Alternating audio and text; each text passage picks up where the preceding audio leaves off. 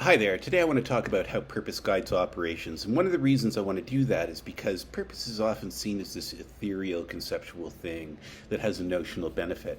And I want to show you in this video and in part two how purpose has a tangible impact on how planning is done. So it guides the operations of the company or the organization. I just want to remind you, purpose is what makes you uniquely remarkable. And by having it guide everything you do and everything you say, it makes your organization uniquely remarkable every minute of every day. Now, we're going to focus just on how it impacts operations today, and I want to do that with a North American moving company. There are 200 member companies across the continent, and then there is head office in the middle that does all the coordination and the innovation and stuff like that, and this is not the head office, but I've just dramatized it because there is an ivory tower sense to it from the members' perspectives, and here's one of the reasons why. When head office comes up with innovations, it packages them up, then it goes on a tour and it sells them to the members to limited success, because the members look at it and they say, this isn't really relevant to me, this isn't really helpful to me. So the impression that the process creates is that you don't care. That's what the members feel, and that's why there is this impression of ivory tower. And then from the customer's perspective, the people who are being moved, right? The two big things in their minds is, when are you getting my stuff to me? When are you showing up?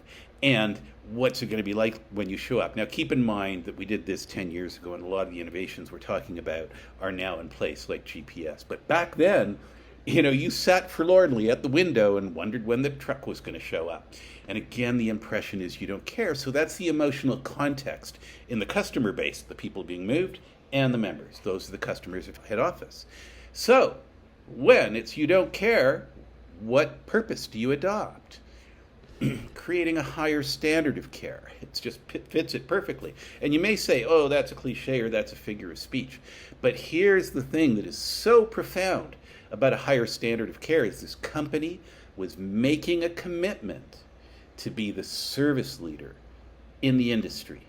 That is a profound commitment. Who wants a higher standard of care? Both of their customers, their members, and the people being moved. It's like, I do, that's the thing I want most from you.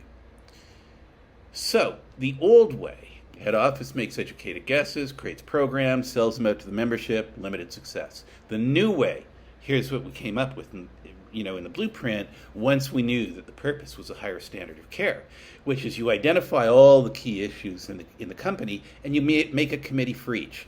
And every member company can have up to one member on each committee. So it's very democratic. And so the members join, they innovate, all the meetings are transparent, you can sit in on them, you can see the minutes and all that. But here's the beauty of it. The innovations are pre-sold because they're being created by the very people who are going to use them. That's what defines them as being relevant.